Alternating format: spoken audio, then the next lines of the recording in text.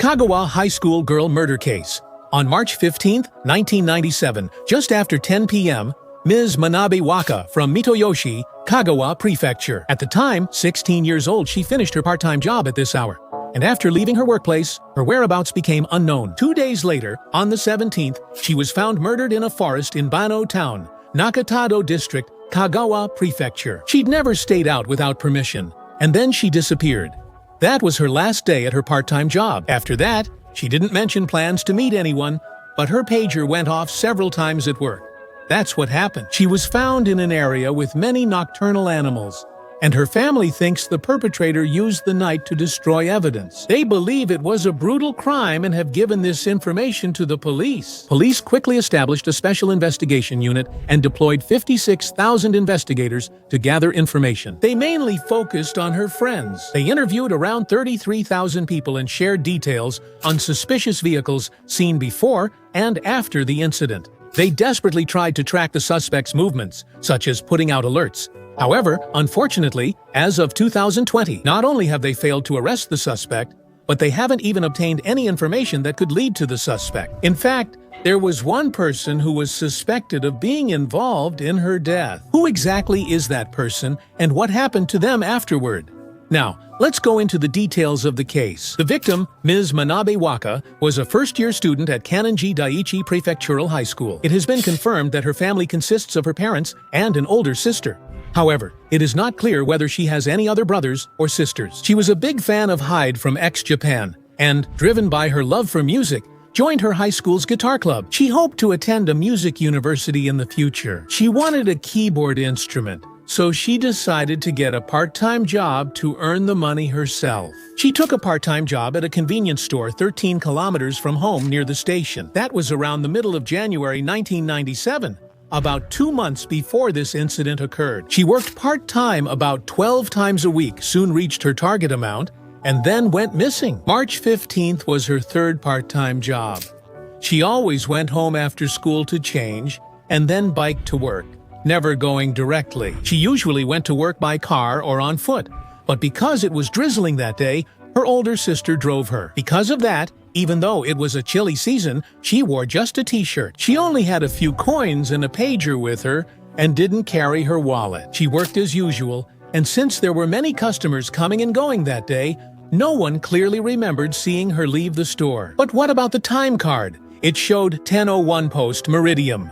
After 10 post-meridium, a co-worker from her other job came to get her. On her way home in her family's car, she stood across from the convenience store at the intersection without an umbrella. They witnessed her there, and this ended up being the last sighting of her while she was alive. Her family had already gone to bed, but around 5 a.m. on March 16th, the next morning, her mother woke up, went to the entrance, and grew worried when she saw her daughter's worn-out shoes were gone. She went to her daughter's room upstairs, confirmed her fears, and, panicking, called her daughter's part-time job to ask about her. They said she left work after 10 p.m. on the night of the 15th. That was her only response. At 10 a.m., her daughter's friend called the house. The friend who was supposed to meet her that day became worried when she didn't show up at the agreed time and called the house. Immediately after that, they filed a missing person report with the police and split up to start searching for her. However, she was not found. The case progressed. At 9:20 a.m. the next day, the 17th, a call came in to the local police station reporting that something that looked like a mannequin had been dumped in the mountains of Banu Town, about 30 kilometers from her home. 40 minutes later, a local police officer arrived and inspected the object, which appeared to be a mannequin, but was not. It turned out to be the body of a young woman. She was found half-naked, wearing a long-sleeved white t-shirt, and with only one leg covered below. She was only wearing a sock.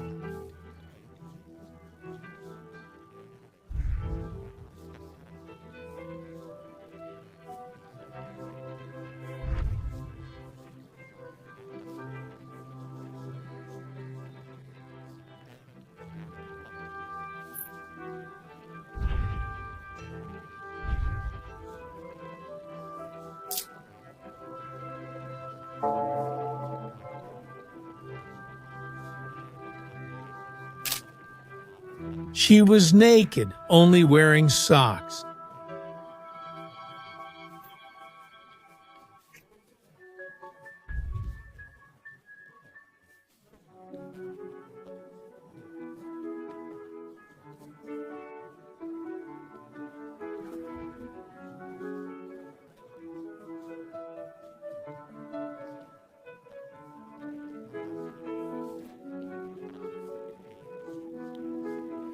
She was naked, only wearing socks.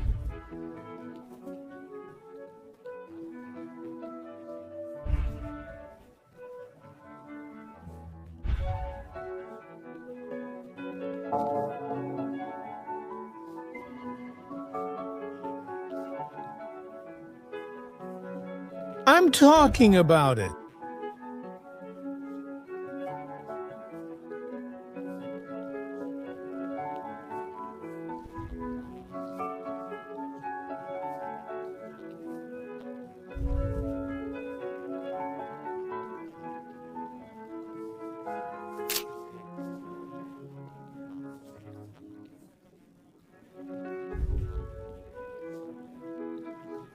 I thought it was highly likely that the crime was committed by that person. And there's another piece of information that only someone familiar with the local area would know. That is, at the time, there were wild dogs living around the area where she was found.